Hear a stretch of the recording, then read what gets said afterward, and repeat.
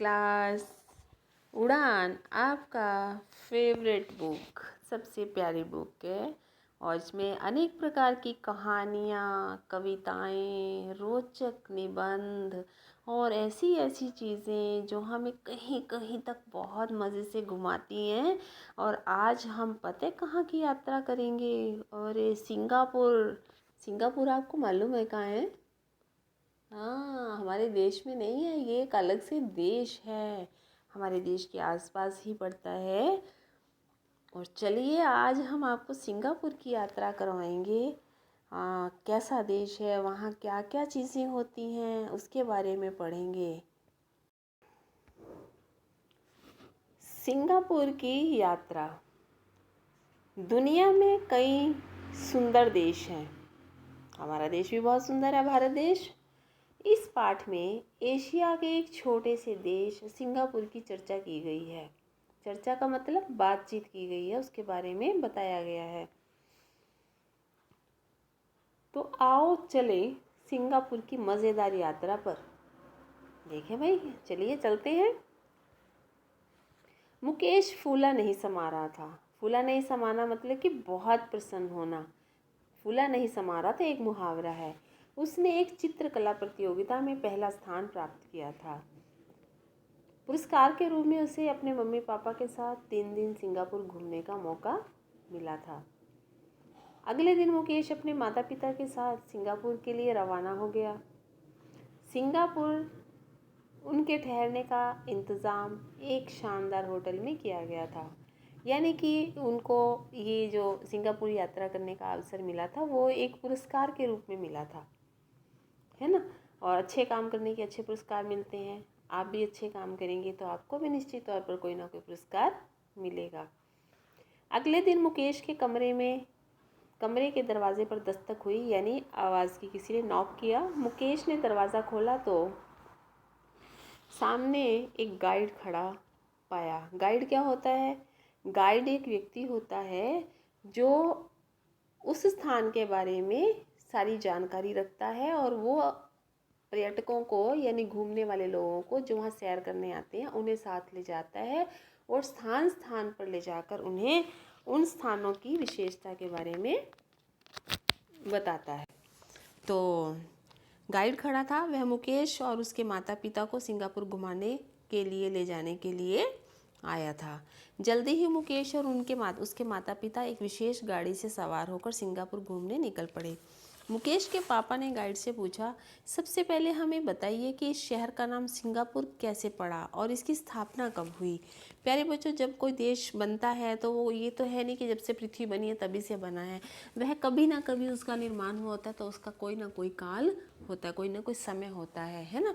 तो उसके बारे में मुकेश के माता पिता ने जानकारी मांगी। गाइड ने क्या बताया?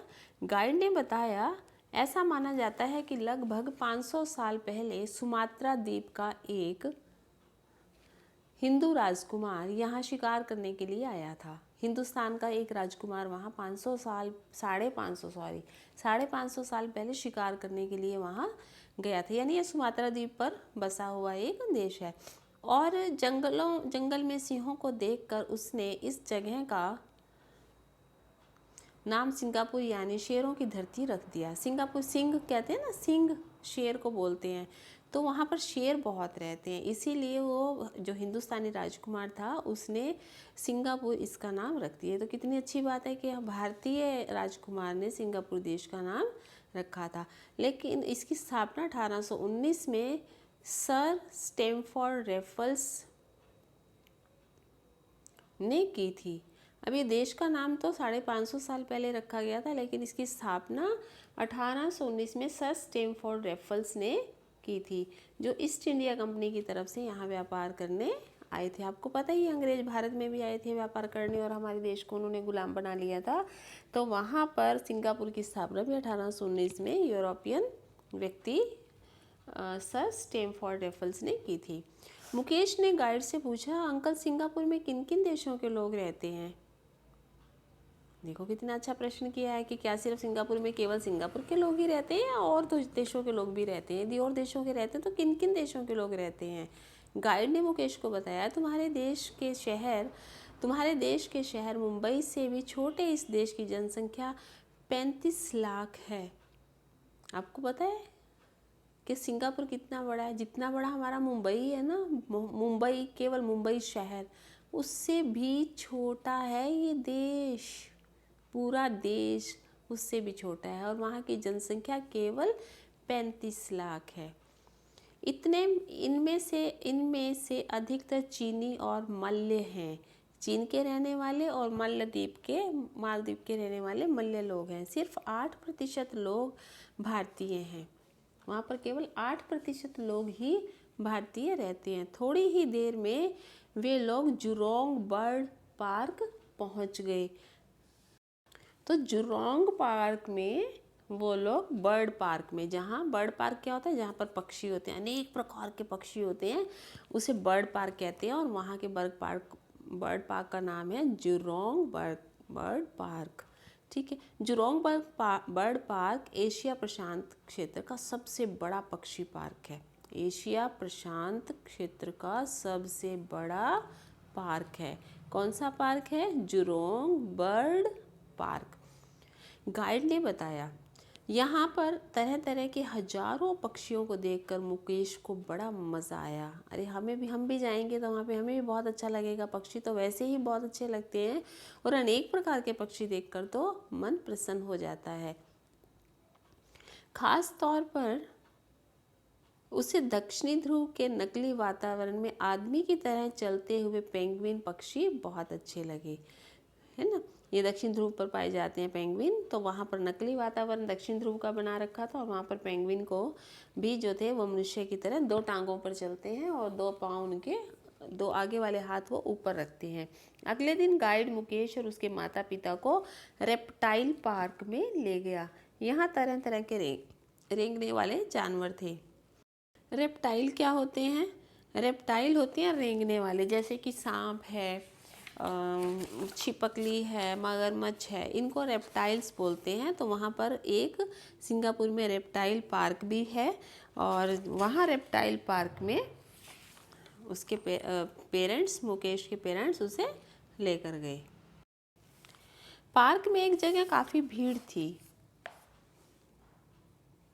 एक आदमी तालाब के किनारे 10 फुट लंबे मगरमच्छ के मुंह में अपना सिर डालकर खतरनाक करतब दिखा रहा था।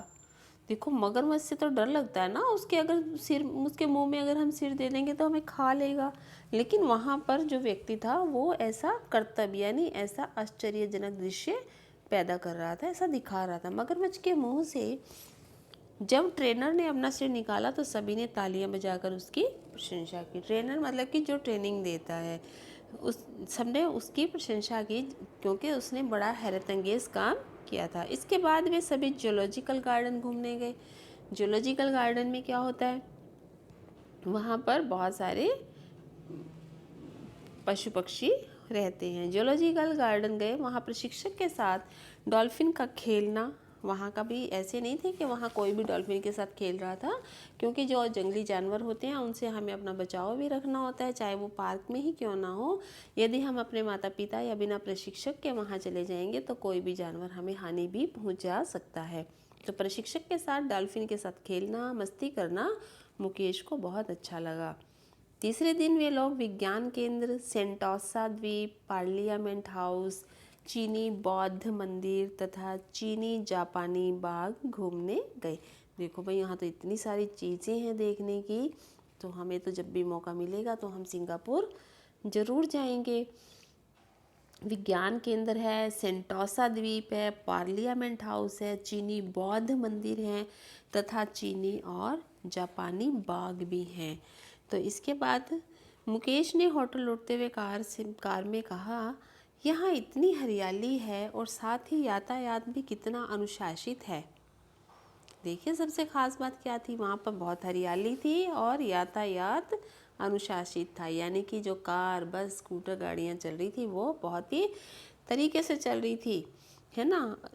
गाइड ने कहा, वह तो है ही। सिंगापुर के लोग कानून के नियमों और साफ सफाई के नियमों का कड़ाई से पालन करते हैं। जो सिंगापुर के लोग हैं वे एक तो साफ सफाई का बहुत ध्यान रखते हैं और दूसरा कानून के नियमों का पालन करते हैं। और यही कारण है कि वहाँ यातायात जो था वो अनुशासित था। उनको पता था कि हमें कौन सी लेन में गाड़ी चलानी है, कौन सी लेन में स्लो चलती है, कौन से हैंड पर हमें चलना है, कहाँ पर रुकने से पहले हमें हॉर्न देना है, कहाँ पार्किंग करनी है। ये सब चीज़ें अगर हमारे देश में भी हो जाएं तो हमारा देश भी बहुत सुंदर बन जाएगा। फिर भी वे लोग सिंगापुर संग्रहालय गए। वहाँ उन्हें 3D वीडियो शो के द्वारा सिंगापुर की आज़ादी की कहानी बड़े मज़ेदार ढंग से दिखाई गई। तो सिंगापुर संग्रहालय में गए। 3D शो तो आप लोगों ने तो शायद नहीं देखा होगा। 3D शो वहाँ पे होता है जब हम कल्पना चावला में जाते हैं तो वहाँ 3D होता है, जब हमें आसपास की ऐसे लगता है कि सब चीज़ें हमारे आसपास में है। तो इस तरह का शो दिखाया गया। वहाँ पर सिंगापुर की जो आज़ादी की कहानी है वो 3D शो में रोचक तरीके से दिखाई गई।